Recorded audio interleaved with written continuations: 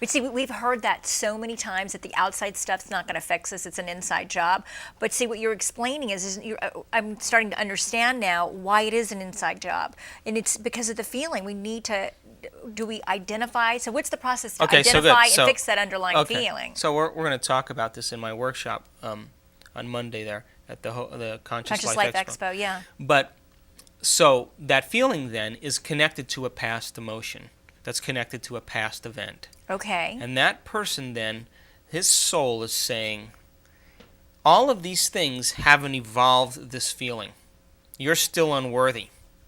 You see, all the things you got and all the success you have, that feeling hasn't gone away. Right. And that's why people get into dramatic relationships or find the people, because that drama and that chaos gets them distracted from this underlying feeling that's always there. So right. So how do you first get clear on that feeling? I know I'm backing really you up simple. here, but how does one really, because I work with so many people and I see this. It's really simple. Okay.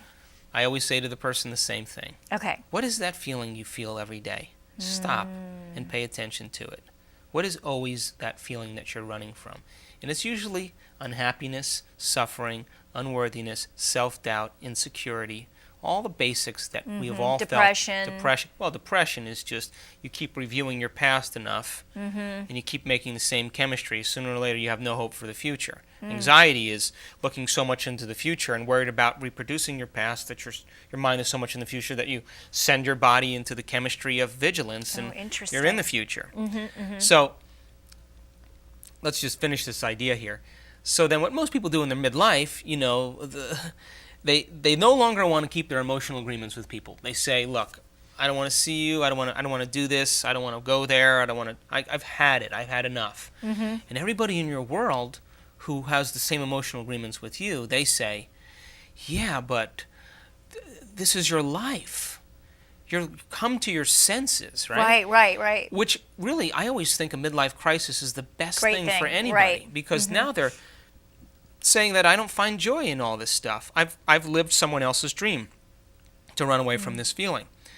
And so, they start to crash. They start to look down and they say, this is who I really am. And then all their friends and family say, hey, let's bring you to the doctor. You have this problem. They give you Prozac, and all of a sudden you're back up and you're back to your agreements, and the soul goes to sleep. And it doesn't emerge till the end of your life, right? Because you're back in the program. Well, hopefully or maybe. Yeah. So then the way we begin to make those changes, we have to unlearn that emotion. Because if you said, I'm unworthy every day, and I'm doing all these things to show people that I'm not unworthy, that I am worthy, but I'm doing it because I feel unworthy, right?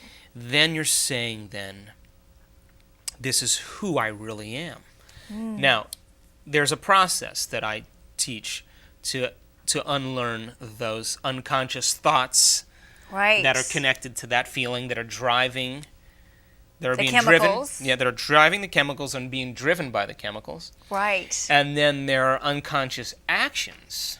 Right. And behaviors and language and subvocalizations that go along with those chemicals that are driving those actions, and those actions that are therefore driving those chemicals. Right, wow. That have to go from being in the unconscious realm, we have to make them all conscious. Okay. So if the person listed that feeling of unworthiness and said, this is the feeling of who I really am, this is who I really am, this isn't who I am. Right. Because think about it. When you die and the environment disappears, right, and you no longer have this identity through your environment, guess who you are? You're this person down here. You haven't evolved at all. So when we say you haven't evolved at all, are you saying your soul hasn't evolved at all? I'm talking about the soul. That's what I'm thinking. Yeah, because the soul really the soul wants to do is gain wisdom, right? Right. It wants to learn. And so if you haven't brought these made these things conscious, these feelings, then your soul, are you saying then the life we've lived isn't worth living? I'm saying that the soul hasn't evolved? The soul hasn't evolved hardly at all. So what we were doing it may here evolve then, with relationships and other things, but the core issue of the soul is saying this emotion of unworthiness. There's so much in eternity for us to experience. we got to finish heal this. that stuff. Yeah, we got to get through this. So when the person gets to the point in their life where they no longer want, that's exciting and scary at the same time, because I'm thinking my own like underlying feeling right now, and I'm going, wow, that's really exciting. I can identify what this thing is, and then I can really evolve and go on. And at the same time, it's kind of scary. And it's like, wow. Will I really go? You know what I mean? Is that really true? It is true. Do you know? Here's how we know it's true. Okay. Here's how we know it's true. Because we said at the end of your life, when all the environment disappears, you're left with this feeling or this emotion. And that's who we really are. And the soul's interested in learning and growing and evolving ourselves to have new experiences. Now, if we don't address the feeling of unworthiness, and we continuously run from it, the soul is emerging at that point in our life because it's saying that nothing that I've done has taken this feeling away. Right. And I can't go on any further faking it. I can't play the game. That's what a midlife crisis is. And people rush and put more things in their environment, right? Right. Or they go to the psychiatrist's office. And if none of that works, right, now they go for the second level. Oh. And I talk about it extensively in my workshops, but the second level, that's addictions. That's the drugs, that's the alcohol, that's the gambling, that's the pornography, that's the shopping, that's the internet, whatever people do, they need the bigger distraction is what I would say in my workshops. A stronger emotional hit to take away, to produce, no, let me say this correctly. They need something from their environment, a drug or alcohol or a shopping spree, to make some bigger internal chemical change. Because that external thing producing that internal change is an event in and of itself, right? So then they go, oh, that drug made me feel so much better. But the problem is they need a little bit more the next time. But you know what? On the outside, what I've seen is that people may feel so bad about what they did that, oh my God, I can't believe I went out and drank all that last night, or I can't believe I did, such and such with so-and-so, and oh my God. But isn't the body feeling good because it got that chemical hit, that bigger chemical hit? But even as a human being, though, we may feel really bad about ourselves because we swore we wouldn't go do it, but now we've even made a bigger mess than we did before. Right, yeah. Right. And that's true. So it's a double whammy. It is nothing worse than feeling bad about being bad. Yeah. Oh, it feels so good to feel so bad. That's right.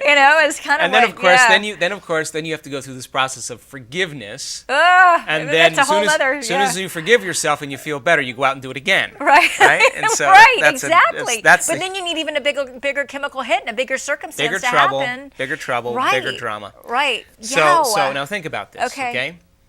And this is why, by the way, people don't create the things that they want in their life. It's because they think that when they have the new house or the successful business or the new job or the wealth or whatever, that they've achieved their goal. But their goal has nothing to do with their purpose. And you see, and that's the problem. So now they have the $1 million and they're still empty. Right. So think about this. If you went in to this unworthiness and you unlearned it and you unmemorized that emotional state and you got on to breaking the circuits that were in place that had to do with the thoughts, the actions, the behaviors, and ultimately the feelings that drive unworthiness, and you began to tell the truth about who you were and what you've done, and you close the gap between how you appear and who you are. Right. See, all the energy that's held in place in our environment, and nothing changes our environment because this is all energy in here. As we begin to close the gap, that energy is now free energy to rearrange our life equal to what we want. Now, here's the point. When how we appear is equal to who we are, now we're happy from the inside. Right. And when we're happy from the inside, in other words, we're happy with ourselves, we don't need things from our environment to make us happy, and we've done the work and we've gotten happy without anything external. Guess what? All the things fall into place naturally because there's no separation that could keep them apart. And so Right. now we have a purpose that's now aligned with action. We have an intention that's matching behavior. We have thoughts that are working with action. We have mind and body and soul all rejoicing in a new mind and a new freedom. And most importantly, is that we've evolved ourselves to the point where we've said, I'm not going to turn on the TV today because I'm feeling this anxiety. I'm going to Right. sit down and look at why I'm anxious, and I'm going to write down what I'm afraid of, and I'm going to look at the thoughts that go along with it. Now, that's doing the work.